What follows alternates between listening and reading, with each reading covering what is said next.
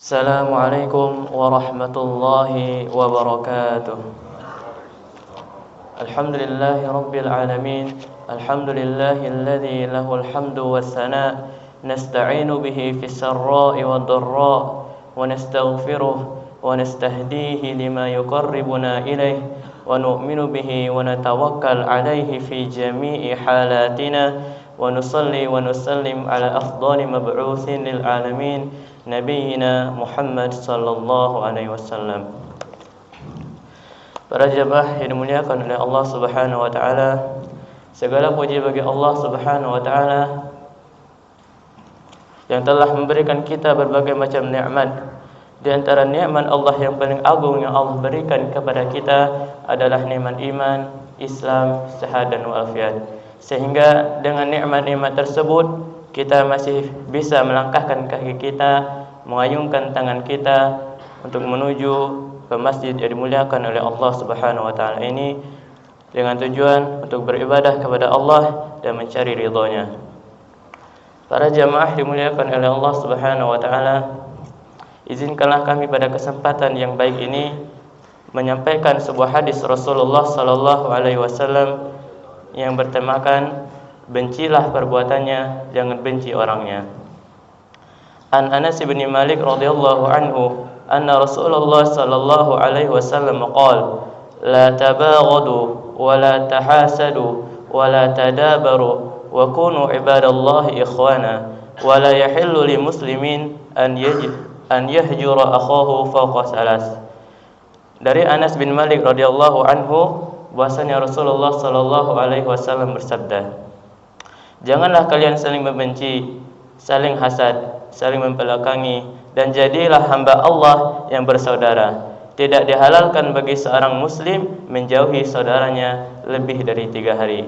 Hadis ini diriwayatkan oleh Bukhari dan Muslim.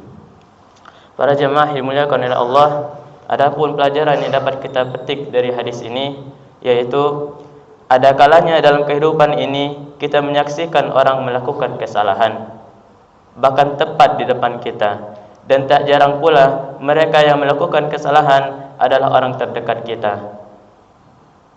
Terkadang saat mereka melakukan kesalahan akan timbul rasa benci dari dalam diri kita, terutama jika kesalahan yang mereka lakukan berhubungan dengan diri kita.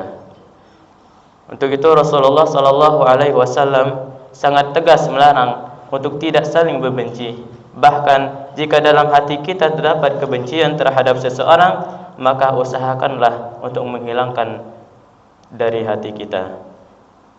Kemudian sahabat Ali bin Abi Thalib radhiyallahu anhu juga berpesan, jangan membenci siapapun, tidak peduli berapa banyak mereka bersalah kepadamu.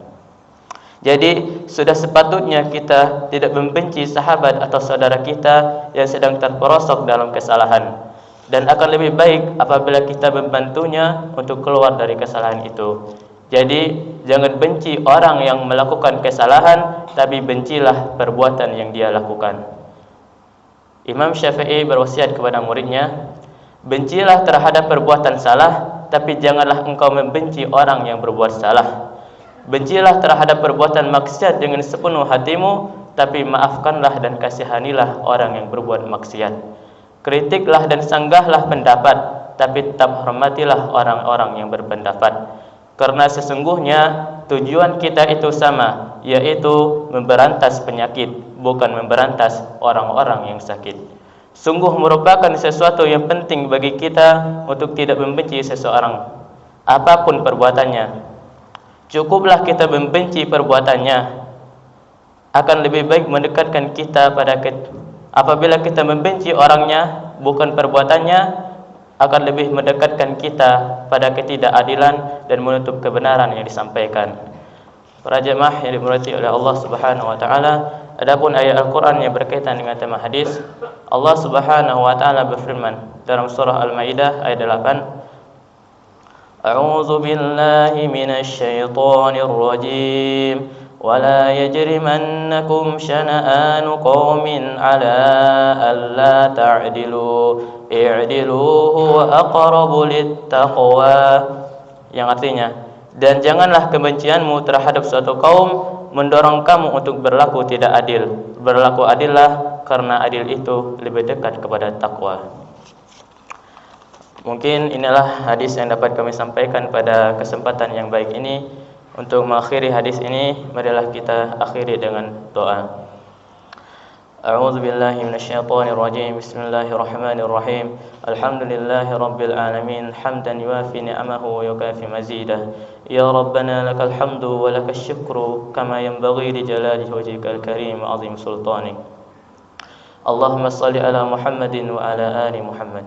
Ya Allah yang Maha Besar dan Maha Kuasa, kami mohon kepada Engkau ya Allah untuk para musyrif, orang tua asuh, donatur, pembina dan pengurus yayasan, pengurus ponpes, dan umat muslimin dan muslimat, agar diampuni dosa-dosanya ya Allah, dosa besar, dosa kecil, disengaja ataupun tidak disengaja.